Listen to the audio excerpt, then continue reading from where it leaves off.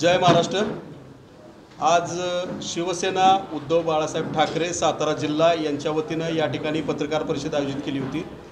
या पत्रकार परिषदेचा प्रमुख मुद्दा असा होता, येत्या 15 तारखेला आनेवाडी टोल नाका या ठिकाणी सातारा जिल्हाची आजची ही पत्रकार परिषद होती।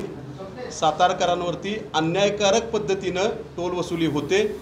जिल्ह्यातल्या जिल्ह्यात प्रवास करताना कित्येक वेळा अत्यंत कमी अंतरासाठी आमच्याकडे पूर्ण अंतराचे पैसे वसूल केले जातात।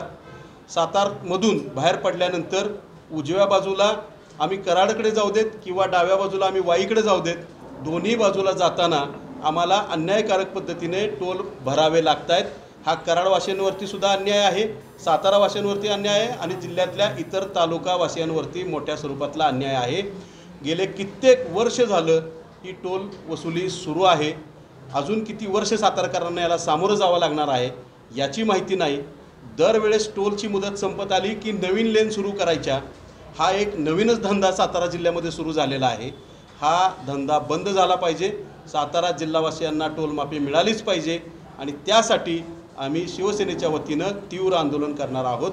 जय हिंद, जय महाराष्ट्र। कधी 15 तारखेला 15/1 स्वरूप काय असेल? आंदोलनाला आम्ही त्या ठिकाणी ठिय्या आंदोलन करणार आहोत आणि जोपर्यंत आमच्या मागण्या मान्य होत नाहीत तोपर्यंत आम्ही त्या ठिकाणावरून उठणार नाही। काय काय प्रमुख मागण्या? सातारा जिल्हावासियांना टोल माफी संपूर्णपणे झाली पाहिजे ही आमची प्रमुख मागणी आहे।